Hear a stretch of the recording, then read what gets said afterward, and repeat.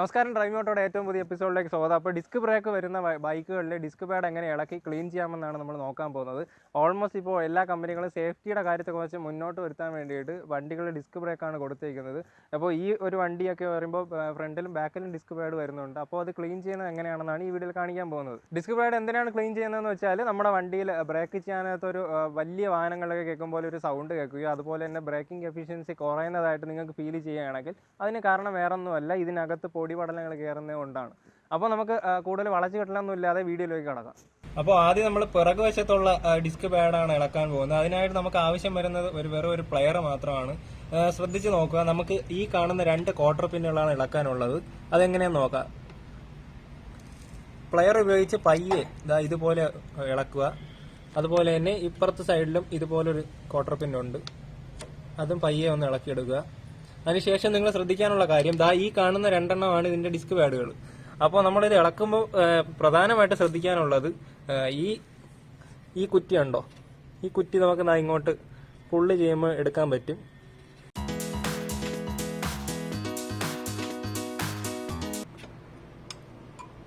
ഇതുപോലൊരു കുറ്റിയാണ്. ഇത് ഇങ്ങനെ എടുത്തതിന് ശേഷം നോക്കൂ,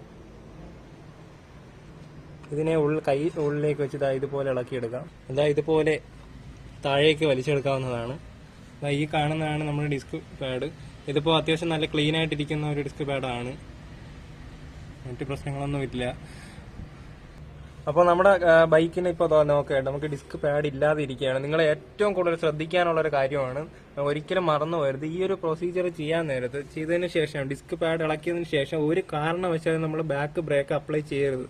അതായത് ഡിസ്ക് പാഡ് ഇല്ലാതെ വണ്ടിക്ക് ഒരു കാരണവശാലും ബ്രേക്ക് ചെയ്യരുത്. അപ്പോൾ ഈ കാണുന്ന 2 ഡിസ്ക് പാഡ് എങ്ങനെ ക്ലീൻ ചെയ്യാമെന്ന് നോക്കാം. നമുക്ക് ആകെ ആവശ്യം വരുന്നത് ഒരു സാൻഡ് പേപ്പർ മാത്രമാണ്. അപ്പോൾ ഡിസ്ക് പാഡ് ക്ലീൻ ചെയ്യാനായിട്ട് നമ്മൾ ഇതുപോലെ ഒരു സാൻഡ് പേപ്പർ ഉപയോഗിച്ചുകൊണ്ട് ഇതിന്റെ സർഫസ് ഇങ്ങനെ ഒന്ന് റബ്ബ് ചെയ്ത് കൊടുക്കുക. ഈ കാണുന്നതിൽ വേറെ പൊടി പടലങ്ങളൊന്നും ഇല്ല, അപ്പോൾ അനാവശ്യമായിട്ട് ഇത് ചെയ്യേണ്ട കാര്യമില്ല. കാരണം അങ്ങനെ ഒരു കാര്യമില്ലാതെ എപ്പോഴും നമ്മൾ ക്ലീൻ ചെയ്യുകയാണെങ്കിൽ ഇതിന്റെ ബ്രേക്ക് ഈ കാണുന്ന സർഫസ് പെട്ടെന്ന് തീർന്നു പോകാനും ബ്രേക്ക് പാഡ് പെട്ടെന്ന് മാറേണ്ടിയായിട്ട് വരും. അപ്പോൾ നമ്മുടെ ഡിസ്ക് പാഡ് ഇപ്പോൾ ക്ലീൻ ആണ്. ഇനി അതെങ്ങനെ തിരിച്ചിടാമെന്ന് നോക്കാം. ആദ്യം നമ്മൾ ചെയ്യാൻ പോകുന്നത് വണ്ടിയുടെ വലത് ഭാഗത്തുള്ള ഡിസ്ക് പാഡാണ് ഇതിനകത്ത് ഇടാൻ പോകുന്നത്.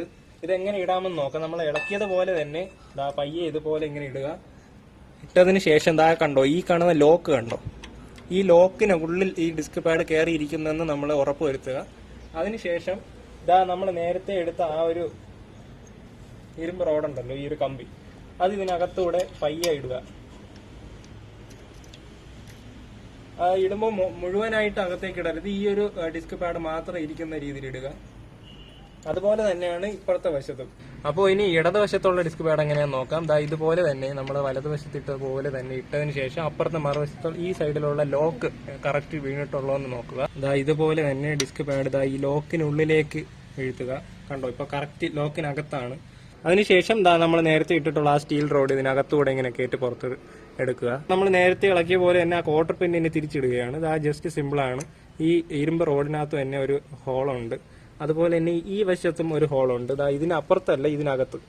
അതും ഇതുപോലെ തന്നെ അകത്തോട്ട് പ്രസ് ചെയ്യുക. കഴിഞ്ഞു, പരിപാടി കഴിഞ്ഞു. ഇനി നമ്മൾ ജസ്റ്റ് ബ്രേക്ക് ഒന്ന് പമ്പ് ചെയ്ത് കൊടുത്താൽ മാത്രം മതി. ഇനി നിങ്ങൾ ശ്രദ്ധിക്കാനുള്ള ഒരു കാര്യം എന്ന് പറയുമ്പോൾ, ഇപ്പോൾ നമ്മൾ കാണിച്ച പ്രൊസീജിയർ നമ്മുടെ പുറകിലത്തെ ഡിസ്ക് പാഡ് ഇളക്കി ക്ലീൻ ചെയ്യാനുള്ളതാണ്. ഒരിക്കലും നിങ്ങളൊരു പുതിയ ഡിസ്ക് പാഡ് ഇടുകയാണെങ്കിൽ ഈ ഒരു പ്രൊസീജിയർ ചെയ്യാൻ പാടില്ല. നിങ്ങൾ ആ കാലിപ്പർ പുറത്ത് ഇളക്കിയതിന് ശേഷം ലോക്കിനകത്തേട്ട് എടുത്തിടേണ്ട ഒരു പ്രൊസീജിയറാണ് അപ്പോൾ ചെയ്യാനുള്ളത്. അതുപോലെ തന്നെ നിങ്ങൾ ശ്രദ്ധിക്കുക, ഡിസ്ക് പാഡ് ഇളക്കിയതിനു ശേഷം ഇടുന്നതിന് മുമ്പായിട്ട് ബ്രേക്ക് ഒരിക്കലും പിടിക്കരുത്.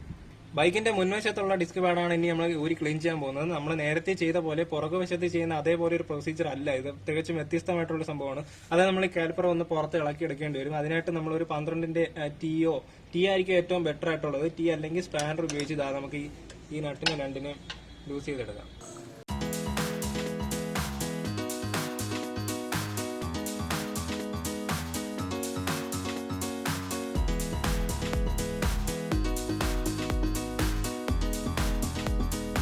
അപ്പോൾ നമ്മൾ നട്ട് ലൂസ് ചെയ്ത് കഴിഞ്ഞു. ഇനി നമ്മൾ ഈ കാലിപ്പറാണ് പുറത്തോട്ട് ഇളക്കാൻ പോകുന്നത്. കണ്ടോ, നമ്മുടെ ബ്രേക്ക് സിസ്റ്റം പുറത്തോട്ട് എടുത്തിട്ടുണ്ട്. ഇനി നമ്മൾ നേരത്തെ ചെയ്ത അതുപോലെ ഒരു പ്രൊസീജിയറാണ്. ഈ കാണുന്നതാണ് നമ്മളെ ഡിസ്ക് പാഡുകൾ 2 എണ്ണം. നമ്മൾ ബ്രേക്ക് ചെയ്യുന്നത് ഇതാണ്, അകത്തോട്ട് ഇറുവിയതിന് ശേഷം ബ്രേക്ക് കിട്ടുന്നത്. അപ്പോൾ നമുക്ക് ഇതിനും ഇതുപോലൊരു ക്വാർട്ടർ പിന്നുണ്ട്, നമുക്കൊന്ന് ഇളക്കാം. അതിനായിട്ട് നമ്മളൊരു പ്ലെയറാണ് യൂസ് ചെയ്യാൻ പോകുന്നത്. ബ്രേക്ക് പാഡ് റിമൂവ് ചെയ്യാനായി ക്വാർട്ടർ പിൻ ഇളക്കാനായിട്ട് നമ്മൾ യൂസ് ചെയ്യുന്ന ഒരു പ്ലെയറാണ്. പ്ലെയർ ഉപയോഗിച്ചത് ആ ക്വാർട്ടർ പിൻ ഇങ്ങനെ പയ്യെ പുറത്തോട്ട് എടുക്കുക. ക്വാർട്ടർ പിൻ പുറത്ത് വന്നിട്ടുണ്ട്.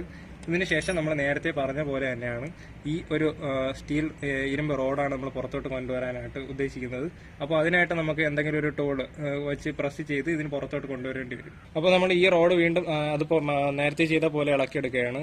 ഇത് ഫ്രണ്ടിൽ ഇളക്കാൻ ചിലപ്പോൾ കുറച്ച് ബുദ്ധിമുട്ടുണ്ടായെന്ന് വരാം. അതിന് നിങ്ങൾ എന്തെങ്കിലും പോയിന്റഡ് ആയിട്ടുള്ള എന്തെങ്കിലും ഒരു വസ്തു വെച്ച് ഇതിനകത്ത് കയറ്റിയതിന് ശേഷം തട്ടി കൊടുത്താൽ മതി. അപ്പോൾ അത് ഇതുപോലെ ഇളവിയെടുക്കും. അതിനുശേഷം നമുക്ക് ഡിസ്ക് പാഡ് രണ്ടും ഇത് കണക്ക് റിമൂവ് ചെയ്തെടുക്കാം. അപ്പോൾ ഈ കാണുന്ന നമ്മുടെ ഫ്രണ്ടിലെ ഡിസ്ക് പാഡ് ക്ലീൻ ചെയ്യാനായി നമ്മൾ നേരത്തെ പറഞ്ഞ പോലെ സാൻഡ് പേപ്പർ യൂസ് ചെയ്യാം.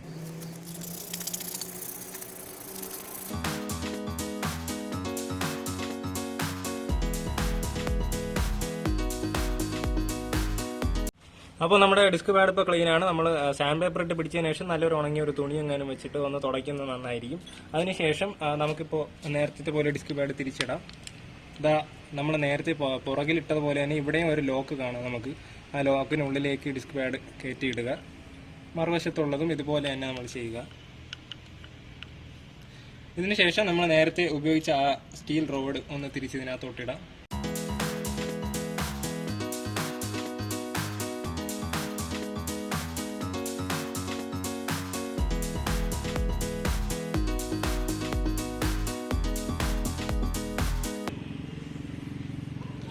അപ്പോൾ നമ്മുടെ സ്റ്റീൽ റോഡ് ഇട്ട് കഴിഞ്ഞു. ഇനി നമുക്ക് ഈ ക്വാർട്ടർ പിൻ നേരത്തെ ഇട്ടിരുന്ന പോലെ ഒന്ന് ഇടാം.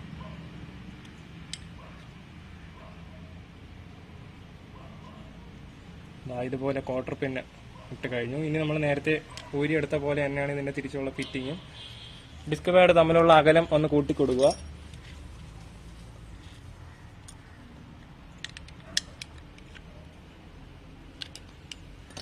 അതിനുശേഷം ഡിസ്കിലേക്ക് നമുക്ക് പിടിപ്പിച്ചു കൊടുക്കാം. ഇതുപോലെ സാവകാശം നമ്മുടെ കാലിപ്പർ ഇതിനകത്തൊട്ടിടാം.